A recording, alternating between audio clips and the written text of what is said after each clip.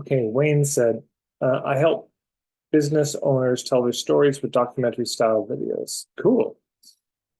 Um, is there a question in there, Wayne? Hi, Tad. Yeah, I really didn't have a specific question. I'm kind of, I guess, niching down in the type of videos that I'm offering. And Yeah. I've been doing a lot of networking and talking to a lot of just generic business owners.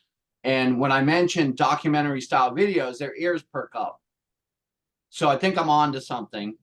Great. And I think my niche is more of a vertical, I guess you'd call it niche, where like if you're the type that wants flashy reels, or if Yeah. you're the type that wants AI avatars, then you're not my type, right?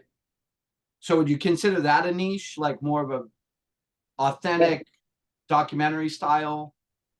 Yeah, absolutely. The what we do and how we do it is a part of our niche. A niche is kind of a who, what, where, when, why, and how. And so that's definitely a part of it. And when we're talking about art, so much of the niche is just the aesthetic. People look at it and they say, I like it or I don't like it.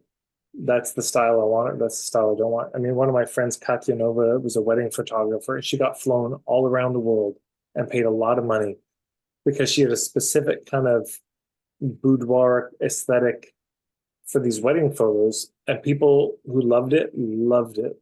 So yeah, then it's just a matter of, you have to get enough people to see this kinds of videos you do, um, to see your style, to see if they like your style.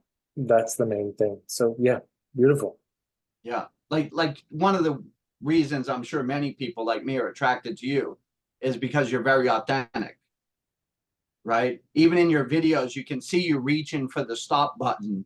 Oh, And you could cut that out, but I love that you don't because it uh, makes it more authentic.